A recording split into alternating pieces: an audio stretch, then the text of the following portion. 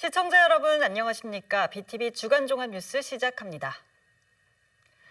인천 나들목부터 서인천 나들목까지 옛 경인고속도로 구간은 지난 2019년 고속도로에서 일반 도로로 바뀌면서 이름도 인천대로로 변경됐습니다. 인천시는 도심을 단절시켰던 이 인천대로의 옹벽과 방음벽을 철거하고 공원과 여가 공간을 조성하는 사업을 추진하고 있는데요. 옹벽 철거 공사가 본격적으로 시작되면서 반세기 만에 역사 속으로 사라지게 됐습니다. 이정윤 기자의 보도입니다. 콘크리트 옹벽을 부수기 위해 망치로 내리칩니다. 크레인 장비까지 동원하자 절단된 옹벽이 해체되기 시작합니다. 지난 1968년에 설치된 옛 경인고속도로. 도심을 단절시켰던 도로 옹벽과 방음벽이 반세기 만에 역사 속으로 사라지게 됐습니다.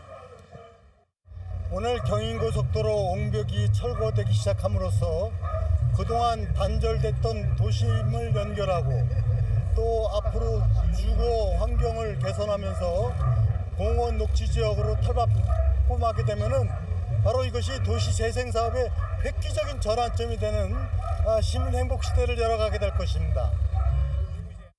인천시가 원도심 발전을 위해 추진 중인 옛 경인고속도로 일반화 사업. 옹벽과 방음벽을 없애고 시민들을 위한 공원과 녹지, 여가 공간을 조성하는 게 핵심입니다. 인천시는 단계별로 사업을 추진할 예정인데 1단계 구간은 인천 나들목부터 주안산단 고가교까지, 2단계 구간은 주안산단 고가교부터 서인천 나들목까지입니다. 1단계는 2027년에, 2단계는 2030년에 준공을 목표로 하고 있습니다. 옹벽 철거가 본격적으로 시작되자 지역 주민들의 기대감도 커지고 있습니다. 그동안에 눈앞에 집을 두고 옹벽 때문에 빙 돌아가는 불편함을 30년 동안 살면서 느꼈습니다. 그런데 오늘 드디어 이 옹대한 옹벽이 무너진다고 하니 너무나 기쁘고 행복합니다. 옹벽이 가려져 있으니까는 참 불편했는데 이게 왔다 갔다 할 수 있고 또 소음도 없어지고 우리 이제 주민들이 아주 쾌적한 공간에서 살 수 있고 이제 나무 심고 그러면 또 숲이 생기고 더 좋죠. 새로운 변화를 앞두고 있는 옛 경인고속도로. 단절된 도심이 연결되고 시민들의 소통 공간으로 탈바꿈할 예정입니다. BTV 뉴스 이정유입니다. 수도권 매립지 사용 종료의 전제 조건인 대체 매립지 공모가 난항을 겪고 있다는 소식 전해드렸는데요. 서구를 지역구로 둔 국회의원 3명이 합동 토론회를 열어 대책을 논의했습니다. 지자체가 주도해 해법을 찾는 데 한계를 드러낸 만큼 대통령과 여야 정치권이 함께 나서야 한다는 지적이 나왔습니다. 환경부는 4차 공모의 인센티브를 강화하겠다는 입장을 밝혔는데요. 구혜희 기자가 보도합니다. 수도권 매립지 사용 종료를 위해 추진하고 있는 대체 매립지 조성. 1, 2차에 이어 3차 공모에도 응모한 곳이 전무했습니다. 서구를 지역구로 둔 국회의원 3명은 시민사회와 함께 토론회를 열어 대책을 논의했습니다. 먼저 김교흥 의원은 문제의 핵심으로 법에서 정한 발생지 처리 원칙을 강조했습니다. 수도권이 공동으로 사용할 거대한 대체 매립장이 아닌 각 지역에서 발생한 쓰레기를 각자 처리할 만한 공간만 마련하면 된다는 설명입니다. 이제는 자기가 버린 쓰레기는 자기가 치워야 되는 쓰레기 발생지 처리 원칙에 따라서 서울은 서울에 묻고 경기도는 경기도에 묻고 인천은 인천에 묻어야 된다. 이용 의원은 대통령 공약을 내세워 정부의 역할론을 강조했습니다. 윤석열 대통령이 수도권 매립지 사용 종료와 대체 매립지 조성을 공약한 만큼 정부가 해법을 찾을 전담기구를 설치해 주도해야 한다는 겁니다. 그래서 이제는 세계 광역 지자체에 맡길 것이 아니고 윤석열 정부 자체가 약속했던 대로 국무총리실 산하의 전담기구를 꾸려서 이 문제 정말 해결하겠다. 이런 의지를 밝혀야 됩니다. 시민사회도 같은 입장을 보였습니다. 대통령이 공약했고 그 공약을 지키기 위해서 국무조정 역할을 하면 되는 겁니다.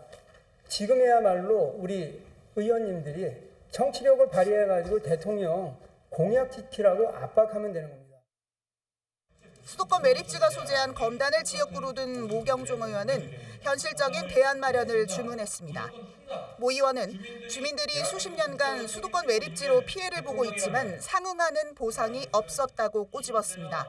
피해 주민들에 대한 현실적인 보상은 물론 4차 공모에서도 보완해야 할 지점으로 강조한 걸로 풀이됩니다.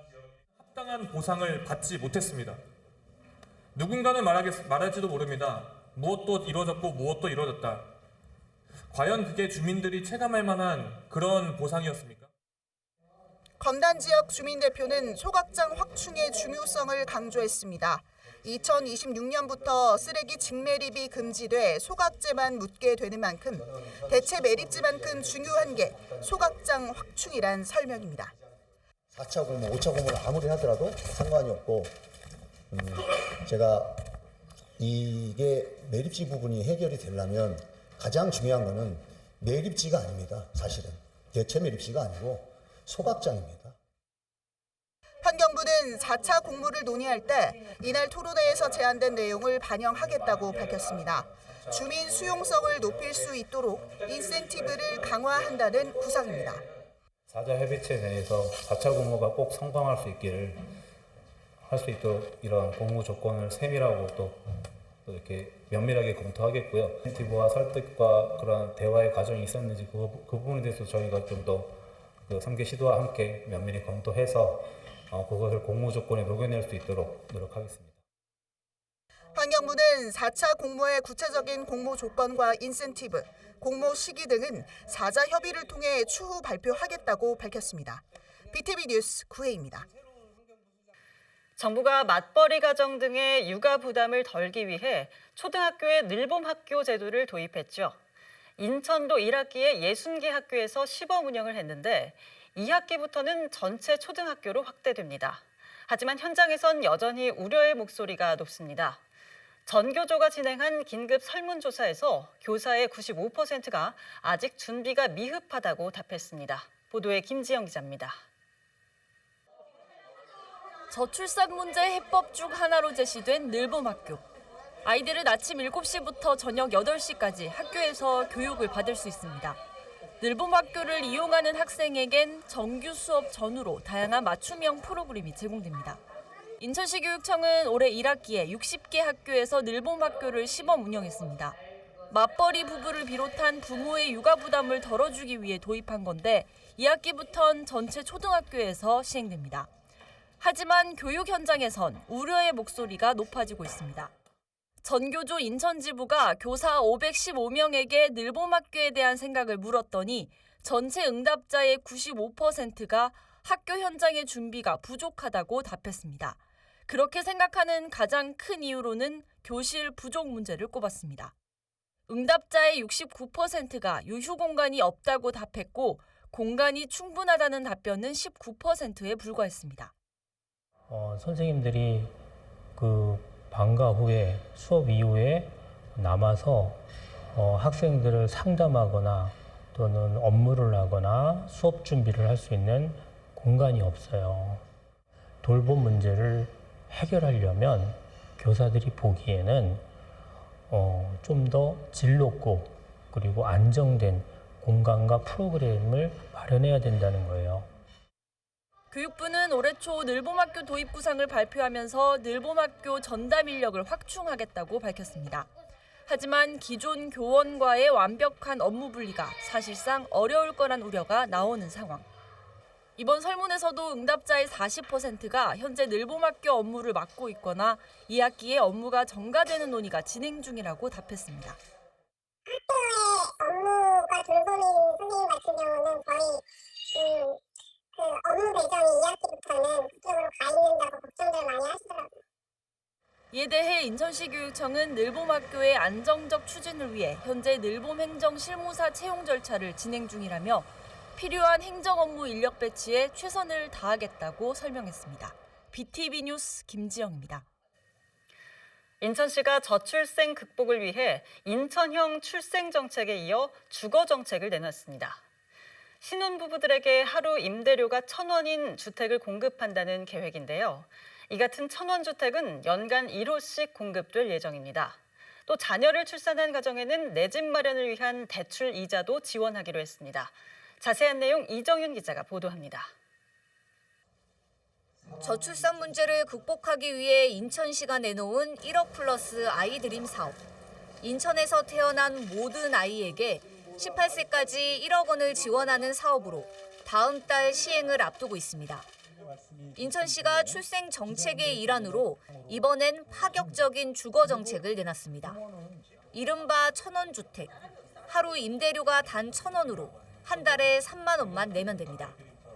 지원 대상은 결혼한 지 7년 이내의 신혼부부 또는 예비 신혼부부입니다. 시가 보유하거나 매입한 임대주택을 공급하거나 신혼부부가 원하는 주택을 구하면 인천시가 직접 전세 계약을 한 뒤 임대하는 방식입니다. 단 전세 임대는 전용 면적이 85제곱미터 이하여야 하고 최대 보증금은 2억 4천만 원입니다. 거주 기간은 최초 2년, 최대 6년까지 가능합니다. 인천시는 천원주택을 연간 1,000호씩 공급한다는 계획입니다. 현재 민간 주택의 경우 월 임대료가 평균 76만 원 정도 되고 또 임대주택 공공임대주택의 경우는 전세와 매입이 각각 38만 원, 28만 원에 해당되는데 이것을 하루 1,000원, 즉 월 3만 원으로 낮춰서 부담 없이 주택을 해서 거주할 수 있도록 하는 제도입니다. 인천시는 출산 가구의 내 집 마련을 돕기 위해 대출이자도 지원합니다.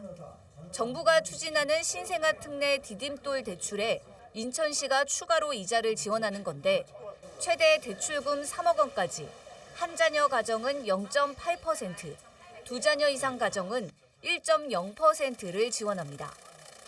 2025년 이후 출산 가구는 최대 5년 동안 연간 최대 300만 원을 지원받을 수 있습니다. 인천시는 신생아 내 집 마련 대출이자 지원 사업을 연간 3,000호씩 5년 동안 총 15,000호를 공급한다는 계획입니다. 정부에서는 이 신생아 특례 대출을 해주고 있습니다. 이것이 약 1.6에서 3.3%로 되어 있는데 인천시에서는 이 특례 대출 이자에서 1%만 하면 될 수 있도록 조정을 해서 월 1% 대출 이자로 내 집을 마련할 수 있도록 하는 지원입니다. 인천시는 올 하반기 사전 준비와 행정 절차를 거쳐 내년부터 주거 정책을 시행한다는 계획입니다. 특히 유 시장은 인천형 저출생 정책이 국가 정책으로 전환이 필요하다며 정부와도 관련 협의를 계속 진행할 예정이라고 밝혔습니다. BTV 뉴스 이정입니다.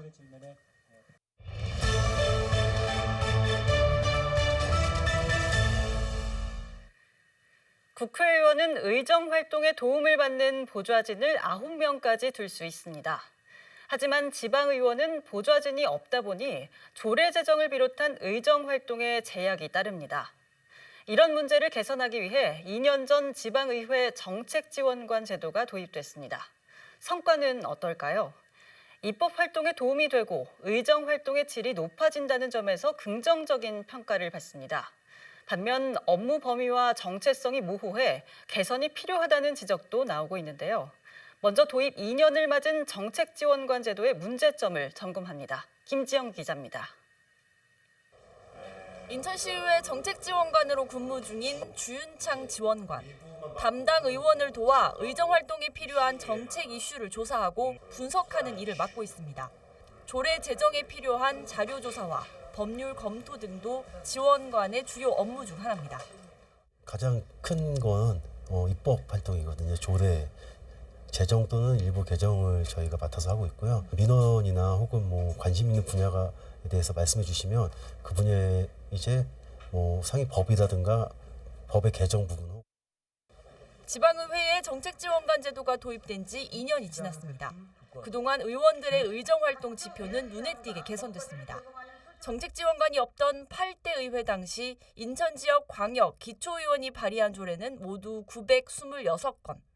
같은 기간 9대 의회에선 1,183건의 조례가 발의됐습니다. 25% 넘게 늘어난 겁니다. 조례를 만듦에 있어가지고 한두 건이 아니잖아요. 한 건일 때는 혼자 할 수 있지만 그게 굉장히 많을 때는 우리 정책지원관을 통해서 이거는 분야를 나눠서 해주고 그다음에 이거는 어떤 부서니까 어떻게 하시면 좋겠다라는 것을 말씀드리고.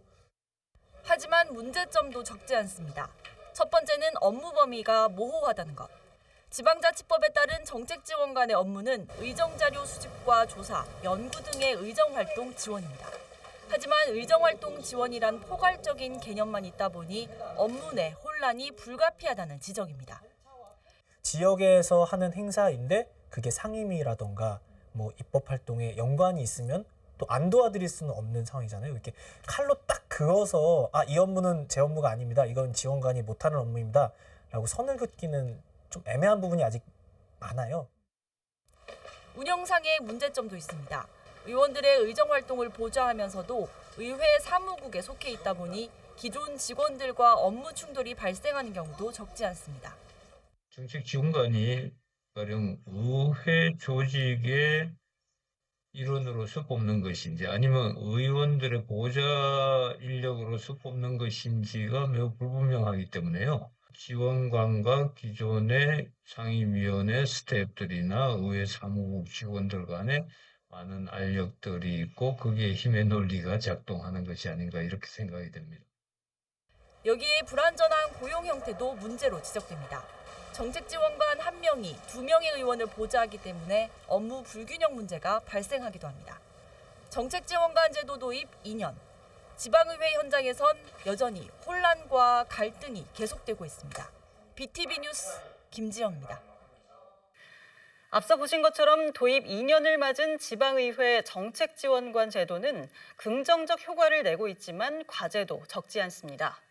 당초 취지대로 제도가 잘 정착하려면 전문성 강화와 고용 문제 개선 등이 필요하다는 게 전문가들의 설명입니다. 해법은 무엇인지 김지영 기자가 보도합니다. 지방자치법 전면 개정으로 도입된 지방의회 정책지원관 제도. 이 제도가 잘 정착하려면 우선 명확한 직무 규정이 필요하다는 지적입니다. 이를 위해 일부 지자체들은 정책지원관 운영 조례를 제정해 운영 중입니다. 하지만 인천에선 조례를 제정한 의회가 단 3곳에 불과합니다. 인천시의회와 10개 기초의회 중 부평구와 남동구, 강화군 의회만 조례를 제정했고 8개 의회는 별도 조례가 없는 겁니다.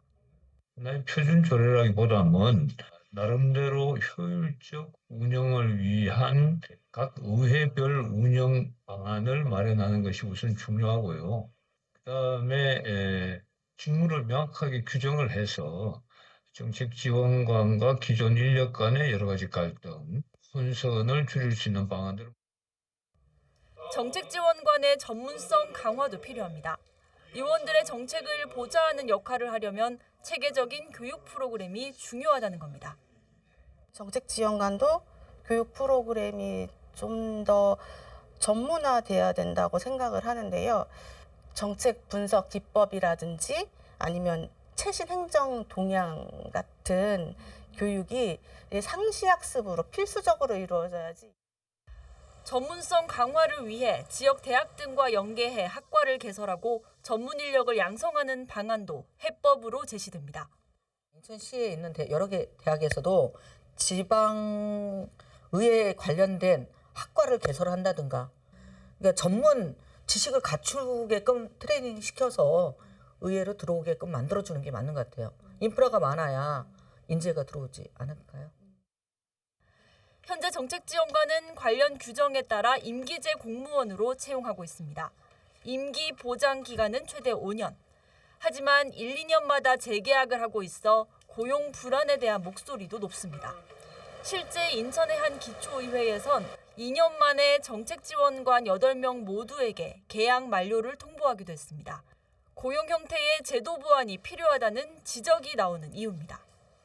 그 불안한 신분제도의 강화, 당연히 신분제도 문제, 그런 게 하나의 인센티브라고 저는 생각하고요.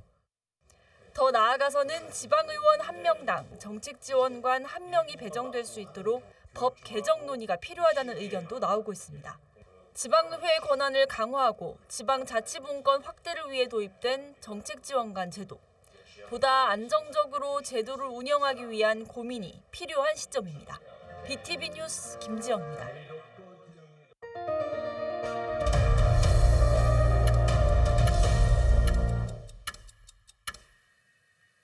인천 지역 공공기관 내 장애인 화장실이 비좁아 개선이 시급하다는 소식 전해드렸는데요. 인천 지하철 역산의 화장실도 마찬가지였습니다.